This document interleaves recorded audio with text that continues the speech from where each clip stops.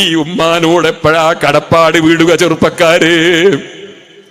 അതേ അധ്വാനിച്ചുണ്ടാക്കിയ കാശ് മാത്രമല്ല, ഊണും ഉറക്കുമൊഴിച്ചിട്ട് ആശുപത്രിയിൽ പോയി അവിടെ നിന്ന് കൊതുകിന്റെ കടി കൊണ്ട് താമസിച്ച ബാപ്പയില്ലേ, നിനക്ക് അതാ രോഗമായപ്പോ ബാപ്പാക്ക് ഉറക്കം വന്നില്ല, മകന് രോഗം, മകളെ രോഗം, ബാപ്പ അതാ വിസയും ക്യാൻസലാക്കി വന്നു. സുബ്ഹാനല്ലാഹ്, എത്ര കാശ് ചെലവാക്കി. നിന്നെ പോറ്റിയ ബാപ്പയില്ലേ, ഉമ്മയില്ലേ, എന്തെല്ലാം ശകാരം അവർ കേട്ടതാണ്, ഏതെല്ലാം ജയിലിൽ കിടന്നതാണ്, തെറ്റ് ചെയ്തിട്ടല്ല നിരപരാധിയാള്.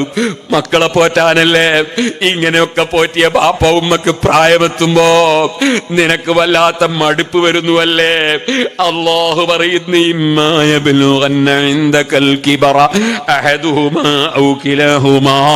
നിന്റെ അടുക്കൽ നിന്റെ ഉമ്മയും